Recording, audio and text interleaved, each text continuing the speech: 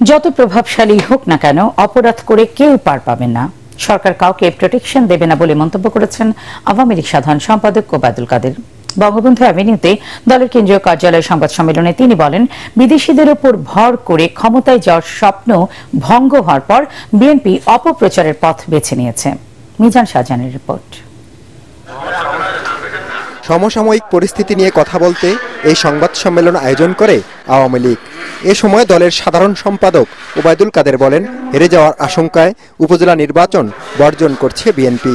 বিদেশি শক্তি নয়, জনগণের ভোটে ক্ষমতায় যাওয়ার জন্য বিএনপিকে রাজনীতি করার আহ্বান জানান তিনি। মির্জা ফখরুল তো প্রতিদিনই অনেক কথা বলেন, তার মানসিক ট্রমা মনে হয় ভয়ঙ্কর পর্যায়ে। বিএনপি ক্ষমতা না পেয়ে পথ হারিয়ে দিশেহারা পথিকের মতো তারা আজকে বেসামাল বক্তব্য দিচ্ছে।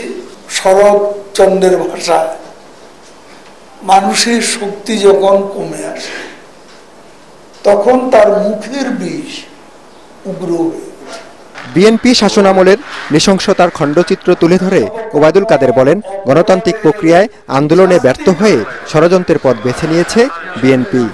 বন্দুকের নল উচিত তাদের নেতা যেভাবে ক্ষমতা দখল করেছে, মনে হয় যেন নির্বাচন করে আমরা সেভাবেই ক্ষমতায় আছি। বাইডেনের চিঠিটা তাদের আমরা পড়তে, ইনিও একসঙ্গে কাজ করার অঙ্গীকার ব্যক্ত করেছে। ওবায়দুল কাদের আরো বলেন, যত প্রভাবশালী হোক অপরাধ করে কেউ পার পাবে না।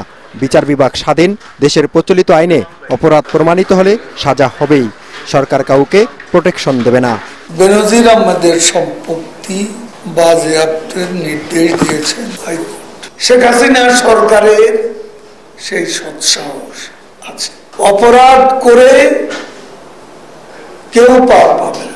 মিজান শাহজাহান, এটিএন বাংলা, ঢাকা।